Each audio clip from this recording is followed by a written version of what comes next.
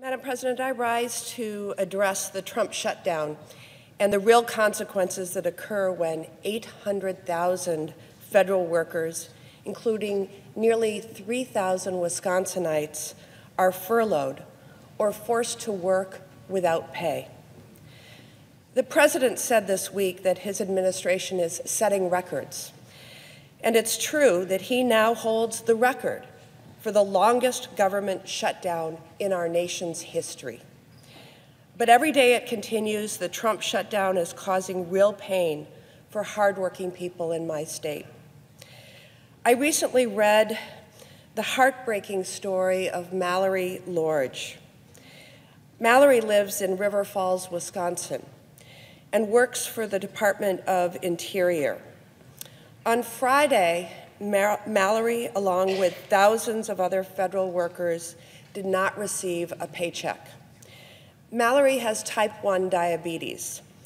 Without her paycheck, she can't afford her $300 copay to get the insulin she needs to manage her diabetes and stay alive. Mallory said she is rationing the 2 vials of insulin she has left.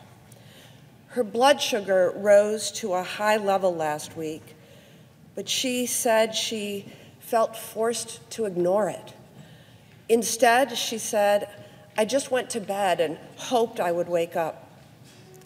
Think about that for a minute.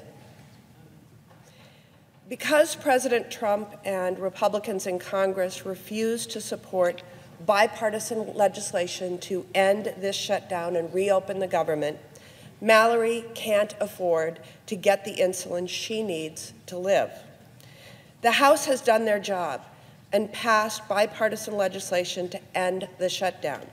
Now it is time for Senate Majority Leader McConnell to stop blocking a vote in the Senate so that we can fund the government. We are 26 days into the Trump shutdown, and it's not just hurting federal workers and contractors, it's also hurting small businesses and entrepreneurs across the country. In Wisconsin, we make things: cheese, brats, and yes, beer. Milwaukee is often called Brew City, but thanks to the government shutdown, there are craft brewers across our state who can't make or sell new beer. Russ Klisch is the president of Lakefront Brewery in Milwaukee. Lakefront has been making beer in Wisconsin for more than 30 years.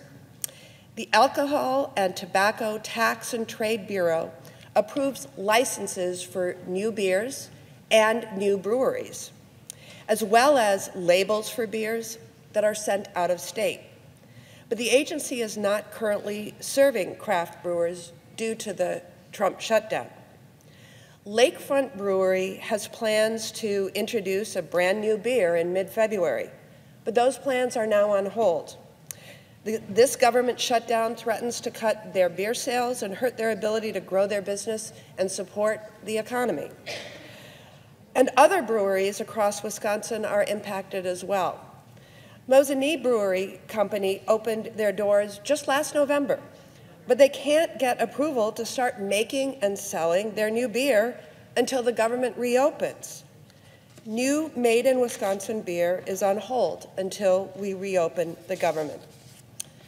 President Trump and Majority Leader McConnell can and should end this shutdown today and ensure that federal workers like Mallory can finally get paid, and small business owners like Russ can keep growing their businesses.